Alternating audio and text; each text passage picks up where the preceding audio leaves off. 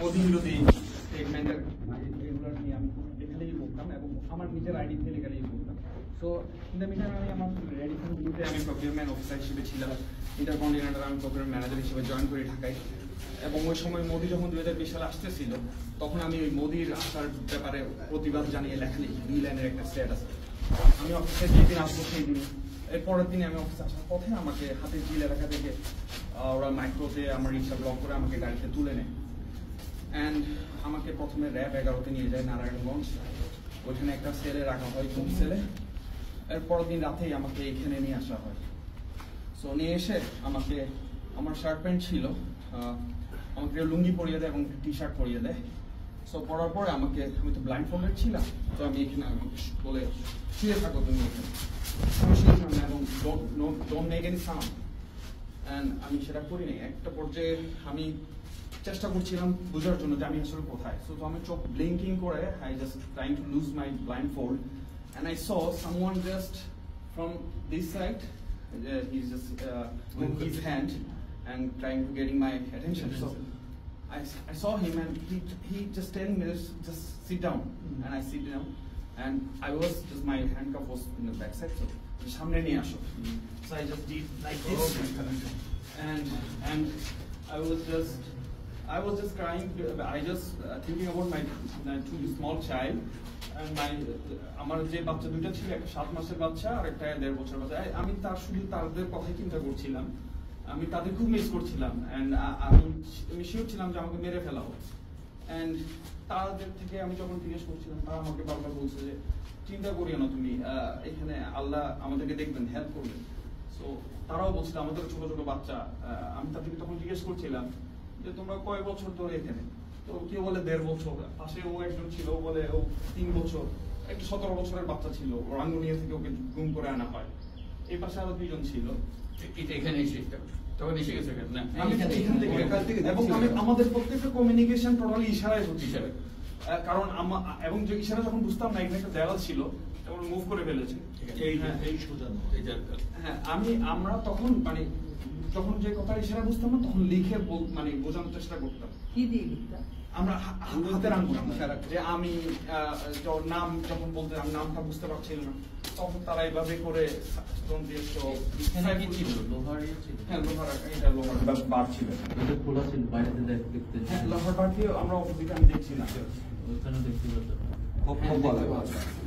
তো ওরা তো আসলে আমাদের টোটালি সাউন্ড করতে মানা করতো। তো ওরা যখন আসতো তখন সাথে সাথে আমরা আবার ব্লাইন্ড ফোল্ডে এভাবে নামি, আমরা আবার পিছন দিকে গিয়ে শুয়ে যেতাম। সেইভাবে করে আমাদের দিনগুলো পার হতো। এবং তারা এবার এই পাশে আমার ডান পাশে একটা ছেলে ছিল, সো কিছুক্ষণ পর পর সে খুব মারতো, তো কন্টিনিউয়াস মারতো এবং ও যতক্ষণ না কান্না থামাতো না, চিৎকার থামাতো না, ওকে মারতো। সো আমি তখন জিজ্ঞেস করতাম ও কেন মারতেছে, তো সব বলতে ওকে মারতে মারতো পাগল হয়ে গেছে এবং ন্যাংটা দাঁড়ায় থাকতো, এই জন্য ওকে মারতো। এবং ওকে কন্টিনিউয়াস মারতো যতক্ষণ ও সাউন্ড বন্ধ করতো না। সো আমার এই পাশে আমি আরো 4-5 জনকে দেখি, কেউ 1.5 বছর, কেউ 2 বছর, কেউ 3 বছর ধরে ঘুম ছিল। সো এভাবেই করে আমাদের আমার এখানে আমার জানা মতো 4-6 জন ছিল। আপনি পাশে আমি 10 ডেজ ছিলাম। তোমাকে এনেছিল জাস্ট মোদির বিরুদ্ধে স্ট্যাটাস দিয়েছিল, আর পরের পরছি বাকিদের কোনো পরিচয় জানতে পেরেছিলে?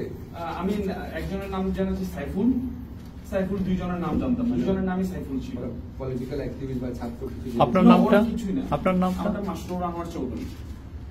এখানে কি সিচুয়েশন কিছু ছিল না, এখানে একটা ইয়া ছিল, কম্বলের একটা এক প্লেয়ারের কম্বল, একটা বিছানা ছিল, কোন বালিশ টালিশ ছিল না, একটা কাপড় ছিল। হ্যাঁ, পরে ওই সাইফুলদেরকে তুমি আর খুঁজেছিলে, জানো ওদের কি অবস্থা? আমি শুনেছি সাইফুল মানে পরবর্তীতে ওকে ছেড়ে দেওয়া হয়, বাট ও কোথায় আমি আর ট্রেস করতে পারি। কবে থেকে কবে ছিলেন, কোন সময়? 2020 সালের মার্চের 1 তারিখ থেকে 10 তারিখ পর্যন্ত।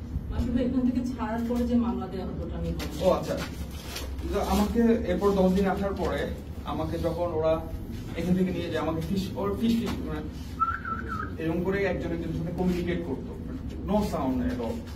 সো তারা বলল কি তুই 2 রাকাত নফল নামাজ পড়ে নিস, তোরা এখান থেকে বের করতেছে। সো আমি ধরে নিয়েছি আমাকে ক্রস ফায়ার দিয়ে ওরা মেরে ফেলবে। সো আমি আসলে কালামা পড়ে নিয়ে অথবা দোয়া পড়ে নিই। এরপর আমাকে আবার নিয়ে যাই।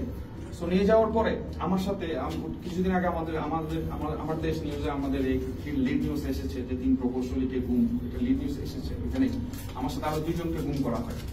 জাস্ট তারা আমার সাথে বসে চা খেত, আমার সাথে তারাও ভালো ভালো কোম্পানিতে, একজন চুয়েটার ইঞ্জিনিয়ার, একজন সফটওয়্যার ইঞ্জিনিয়ার, একজন ইলেকট্রিক্যাল ইঞ্জিনিয়ার।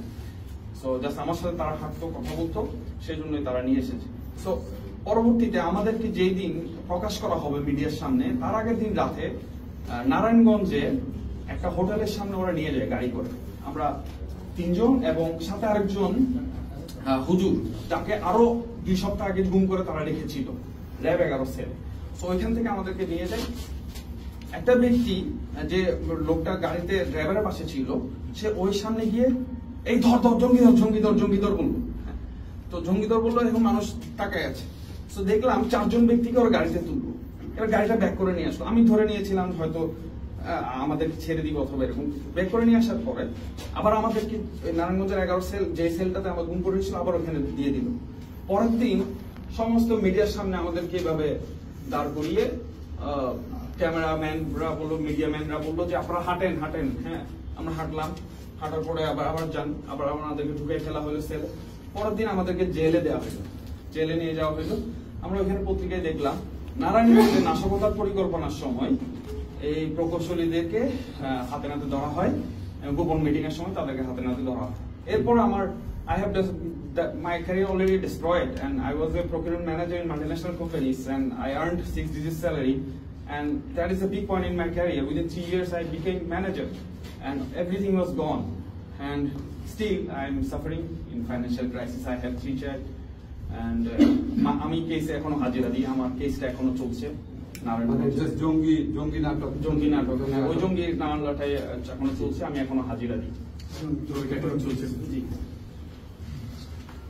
পাশাপাশি এখন ওইখানের সেলে লেখাটা আছে।